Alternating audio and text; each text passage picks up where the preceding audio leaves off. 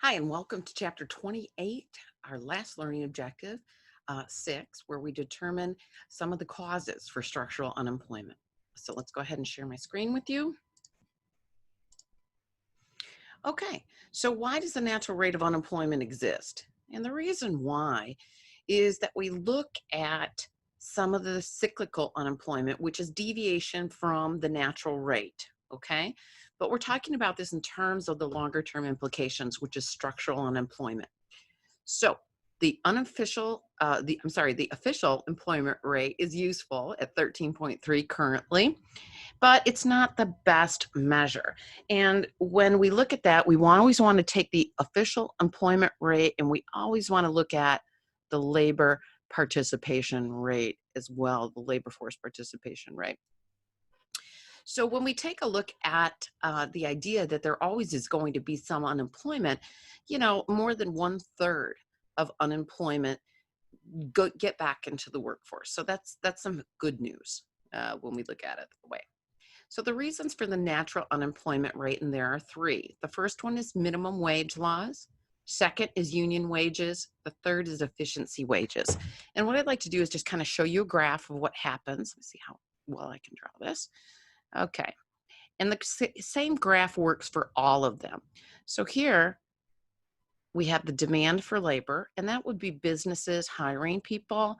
So this is the demand for labor.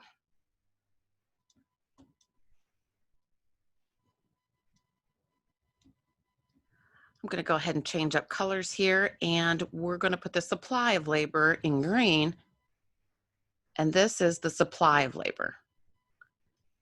And this is households wanting to work to sell their factor of production, labor. Now, normally in a perfect market system, what would happen is that the wage, and we'll put the wages over here, would be wherever the demand for labor and the supply of labor meet. So this would be what we would call wage equilibrium.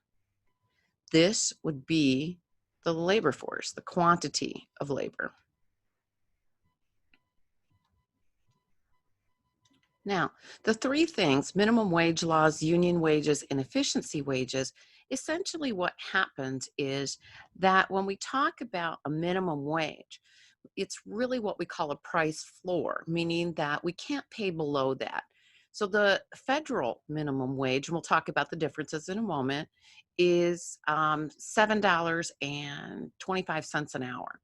Let's say that our wage equilibrium in a market society, people are willing to work, able to work, and businesses are willing to supply jobs at $5 an hour.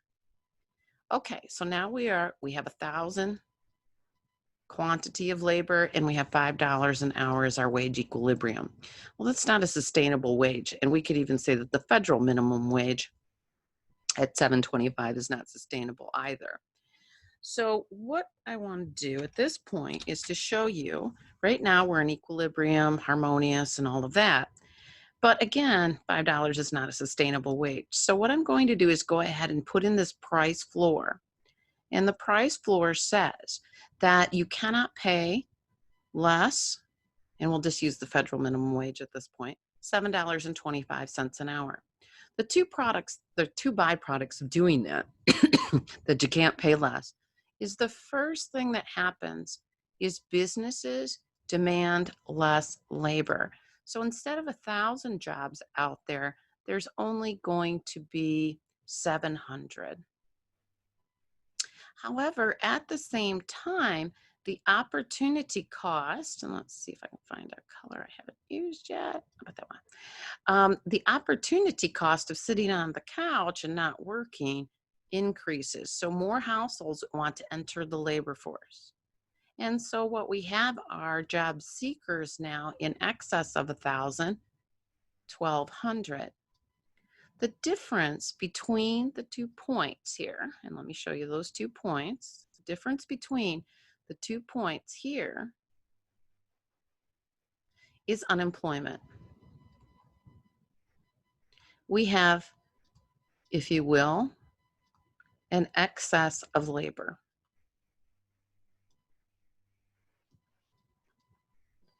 So this illustrates how the minimum wage works. Okay.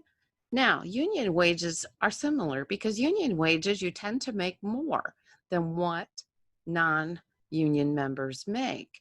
So union wages also create this idea of paying or having to pay more than the equilibrium, which creates the unemployment. Efficiency wages are where a business intentionally pays more than the going rate. So if you know that a job at a particular company pays a lot more people are going to want those jobs. And again, the business is not going to make as many jobs available. So again, the byproduct of all three of these things happening is the unemployment. And this is why we have a natural unemployment rate. Okay, so let's discuss these a little more in depth. Again, minimum wage laws forces the wage to remain above equilibrium. And here's our byproducts. Again, not as many jobs available, more people wanting them. So this is the not as many jobs available, more people wanting them. So we end up with a surplus of labor. Here's a much better example in your book, much drawn much more clearly, but you can kind of see the idea that here's the quantity of labor demanded, the quantity of labor supplied. The labor supplied is greater than the labor demanded. Therefore, we have a surplus of labor, and that surplus is what we call unemployment. Okay. And again, when we take a look at why they might be above equilibrium, minimum wage is just one. There are two others, unions and efficiency wages. The result of all of these is unemployment. Okay, so what is the minimum wage? In 2017, the federal minimum wage was $7.25.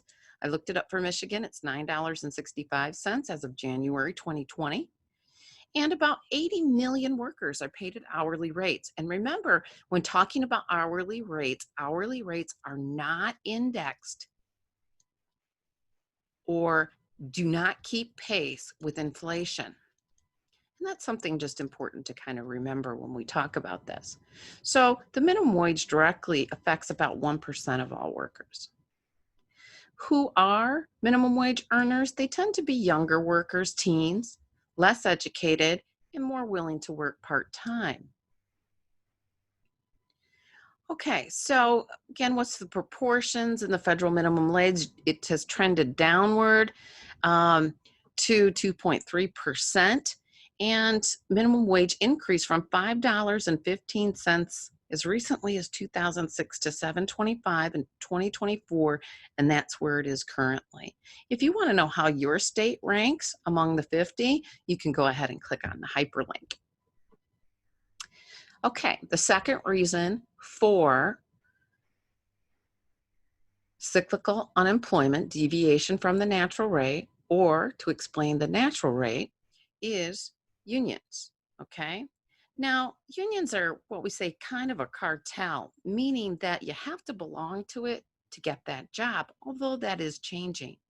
Unions are predominant in particular industries. Notice my industry is in there, as well as craft and some public service. That would be law enforcement and those kinds of things. Why do people join unions? Normally because we bargain for the whole. And it was really founded on the idea to stop unfair labor practices. But since productivity has become such a central focus, and we'd like to say that happy workers are productive workers, then there's a lot more participative management, meaning management working directly with labor, so therefore unions are not as prevalent as what they used to be. So this is the key, that union workers earn 10 to 20% more than similar workers. Now, one of the things that we've seen lately are right to work acts or freedom to work. And basically, this means you don't have to belong to a union, but you still get many of the advantages of belonging to a union. So when we look at this, under Michigan's laws, we have the freedom to choose. You don't have to pay dues, and yet you still get the union bargaining on your behalf. One of the reasons why Michigan, Wisconsin, and several other states passed these was because unions were more prevalent in northern states. Okay. And because of that, then businesses had to pay higher wages, industry in the north. So they decided to move a lot of those jobs to the southern states where unions were not so prevalent. In order to open up and make the northern states more competitive, they passed these freedom to work laws. Again, what is the byproduct of a union wage? Unemployment. Again, a higher quantity of labor supplied. People would like to get union jobs because it's higher pay. But yet, businesses don't want to pay a higher amount, so we have less jobs overall. Again, see, the byproduct of this is exactly the same. Okay. So again, this kind of summing up unions and collective bargaining, it's above equilibrium. Okay. And that's why it's kind of against market forces. The third reason that we have deviation from the natural rate or a natural rate are efficiency wages. And this is where a business intentionally pays above equilibrium wages. Now, why would you do that? One reason, and this will be a test question, I'm sure, is you have increased worker health, less sick time. If you know you're being overpaid, then you're more likely to go to work when you have the sniffles, okay? You're also less likely to underperform because you know you got it good. So therefore, you're going to perform to your higher potential. We have much greater worker quality because we get a greater labor pool because we advertise. Oops, greater labor pool. So we get the best and brightest out there. And sometimes, but we want to be careful, there really is no linkage between happiness and performance. We'd like to say a happy worker is a productive worker. Actually, research does not prove that out. Okay, again, they can afford healthier choices, more nutritious diets if we're paying them more. Again, reduce turnover because we're paying them a higher wage, so therefore we hold on to employees longer. We have better quality and better worker effort. Okay, that's the end of this learning objective 6 for chapter 28. So now what you need to do is to prepare for the upcoming test over 25 through 28. Again, the adaptive test prep is a great way to do that, and make sure you attend any of the Zoom meetings if you have any questions. Thanks. Have a great day.